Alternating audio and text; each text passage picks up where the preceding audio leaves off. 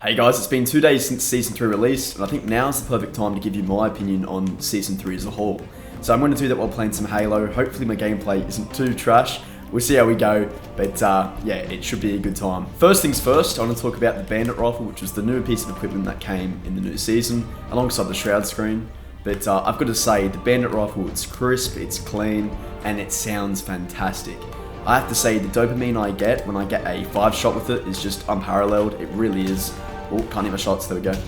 And yeah, I really love using it. I am hoping to see the Bandit Rifle become the starting weapon with BTB, because I know that's something a lot of us have been asking for, and it would just be a nice change instead of the sidekick. But yeah, overall, the Bandit Rifle, I'm a big fan of it. It really feels nice to use. The Shroud screen as well is very interesting. I really like how it's a neutral piece of equipment, so it doesn't just boost the player who's used it or put it down. Anyone can use it, and it's very similar to Halo 3 equipment in that regard. So yeah, I'm a big fan of it. And I love how it's been used in Escalation Slayer as the last tier alongside the Oddball. Just creates some really chaotic gameplay at the end, and I really like that. Escalation Slayer, I'm a big fan of that game mode. I've had an absolute blast every time I've played it.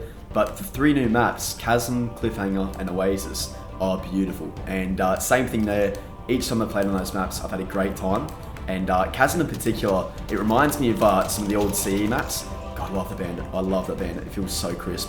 But yeah, it reminds me of like boarding action from CE, which I'm a big fan of. Look at that hill there. Like, that's hilarious. I love how 343 have done that.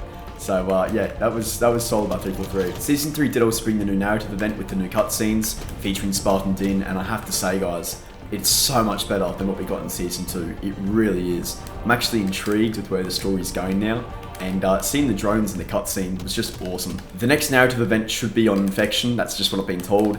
And as you guys can see from the image I'm showing you right now, that is looking incredible. So Arathis is taking over the Spartans, and that is what they're kind of setting up with the cutscenes now. So definitely expect that with the next event in May. Now, something I do want to talk about very quickly is the UI itself. It has seen quite a few improvements with Season 3, which is really nice to see, but there is one small issue where when you try to customize your Spartan, it actually lags. And I'll show you guys right now. As you can see, there's a bit of stuttering as I'm just trying to do something with my Spartan.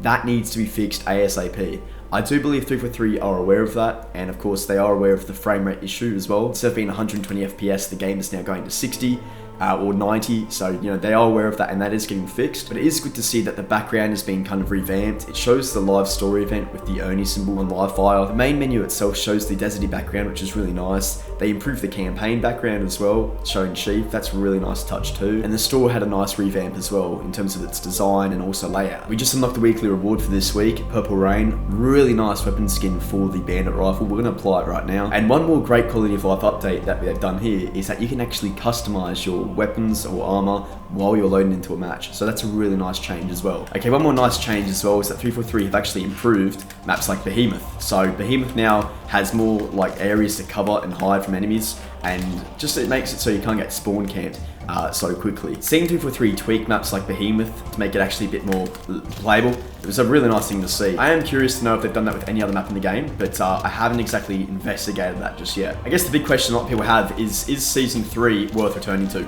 And I've got to be honest, guys, I think it is. I really do think it is. Massive upgrade over Season 2. The content is great. Maps are awesome, and the new sandbox items, the Bandit and the Shroud screen, are really fun to use. One big thing I forgot to mention, guys, is that now you can play training mode on any map, including Forge maps. Before, with the Winter Update, you couldn't do that, but yeah, that's now something that you can do. So that's a really nice change, and I know a lot of people weren't actually aware of that, so hopefully that brings it to your attention now. Like, don't get me wrong, there have been some bugs and issues with the new season, but overall, if we were to compare it to, you know, Season 2, it's just a big difference. It really is. And it's just really good to know that Season 3 is only going to be like 100 days long. That's a really nice thing to see. Yikers, let's stay alive here.